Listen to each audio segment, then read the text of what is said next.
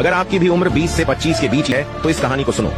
एक राज्य था जहां किसी को भी राजा बना दिया जाता था, लेकिन सिर्फ 5 सालों के लिए, और 5 साल खत्म होने के बाद उस राजा को एक घने जंगल में छोड़ दिया जाता था, जहां दूर दूर तक कोई इंसान नहीं रहते थे और जंगल में जंगली जानवर उसे खा जाते थे। और ऐसे ही हर 5 साल पे हर एक राजा के साथ किया जाता था। जो भी लोग राजा बनते थे वह अपनी जिंदगी में खूब ऐश करते थे और इतना खो जाते थे कि वे भूल जाते थे कि उनके साथ 5 साल बाद क्या होने वाला है। जैसे जैसे साल बीतने लगते थे उन्हें आखिर में डर लगने लगता था। एक बार एक नए आदमी को राजा बनाया गया। वो आदमी बहुत ही बुद्धिमान था। उसने दूसरे राजाओं की तरह अपने 5 साल ऐशो आराम में नहीं बिताए। उसने घने जंगल को देखा कि वहाँ बहुत सारे कंकाल पड़े हुए थे जो उन्हीं पहले राजाओं के थे।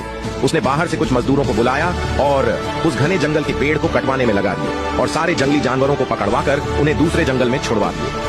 उसने 3 साल के अंदर उस घने जंगल को एक खुले मैदान जैसा बना दिया और बचे हुए 2 साल के अंदर उस जमीन पर गरीब लोगों को घर बनवा कर दिए और अपने लिए एक महल भी बनवाया। जब उसके 5 साल पूरे हो गए तब राज्य के लोगों ने उसे उस घने जंगल में छोड़ दिया जो कि अब एक राज्य बन गया था। वहाँ के लोगों ने फूलों से उसका स्वागत किया और उसने बाकी की जिंदगी आराम से गुजारी। सीख, ये जो हमारे 20 से 25 की एज होती है, हमें इसे मेहनत और स्किल्स को डेवलप करने में इन्वेस्ट करने चाहिए।